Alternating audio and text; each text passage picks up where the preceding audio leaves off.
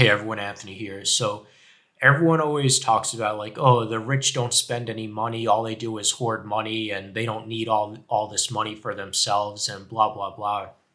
And also on the flip side, if a rich person is seen wearing a Rolex or driving a sports car, they're constantly harassed. Like for one, like the most obvious one that everyone knows about is people are like, "Oh, you're just driving a sports car because you're compensating for something. Like you need a sports car to attract women, or you have a small penis, and all that stuff." I think one reason like rich people don't spend money is because of all the backlash that society is going to give them for frivolously spending money. Like if they go out on vacation all the time, they'll be seen as like not contributing to society. And also spending money and walking around in expensive suits and sports cars and watches makes them a target for robberies as well.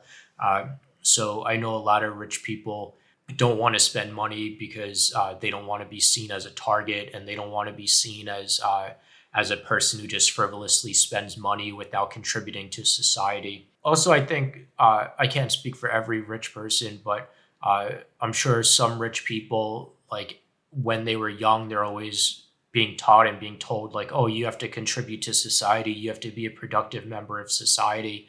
So I think like all this stuff being ingrained into their minds, like, oh, you have to be productive, and you can't be wasteful, and all that stuff. Well, now they're just conditioned to continually being productive and efficient, and a productive member of society, and helping society by growing their business and just constantly working.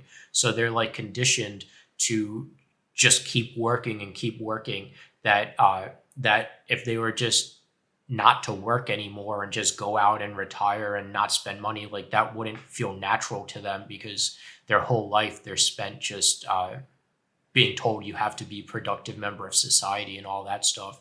So I think that's one reason that rich people continually get rich and keep working, and all that stuff, is because they're constantly told they have to be productive member of society. And also, rich people don't spend money because, like I said, they'd be targets of burglaries and robberies and all that stuff. And then if they're driving a sports car, they're seen as like compensating for something, or wasting their money. If they just go on vacation all the time, like people will see them as being jealous and whatever. Or people will be jealous seeing them going on vacations all the time. So society doesn't like rich people spending money. Uh, so it's kind of like a catch 22. Like if you're a rich person, like society doesn't like it if you don't work and you're not being productive, but society also doesn't like it if you have uh, a ton of money and spend it all. So society doesn't like it if you save your money, and society doesn't like it if you spend your money. So it's like a lose-lose situation for rich people. And so the solution, if people want rich people to spend money and put this money back into the economy, because that's one thing people are like, oh, these rich people hoard all this money, and this is money that could be circulating in the economy and all that stuff. Well, let rich people buy sports cars. Let rich people take all their vacations, and like as a society, don't put down rich people for spending their money because you're jealous of them. And like encourage them to spend money so that they feel okay doing it. I don't know if I mentioned this in Scranton, but or mentioned this in this video yet, but in Scranton, like me driving around my BMW M2, like I was constantly yelled at for being a rich person driving around a sports car and all that in Scranton. It was horrible. Like uh, I felt attacked all the time. I don't want this to be about me being a victim of the people in Scranton. I just want to use this. I have to sneeze. Use this as an example of like from firsthand experience, I guess. But but yeah, like if you encourage rich people to spend money so that and protect them, so that they don't feel like they're subject to burglaries and robberies because they have a nice house or they're wearing a nice watch or whatever. Uh, make sure that they feel protected and okay to spend their money. And also, like obviously, or like you as a person, to benefit you as a person who's not a rich person, you would want to get some of this rich person's money. Uh, you like to benefit you as a single person, because you could just say, oh, well, rich people buying a sports car, yeah, they're not rich anymore, but all that money's just going to this sports car company like Maserati or whatever. Like it's not actually helping me personally. Well, if you build a business, build a product or a service that rich people like and want, and they trust you, and so rich people, like they don't have a lot of time on their hands.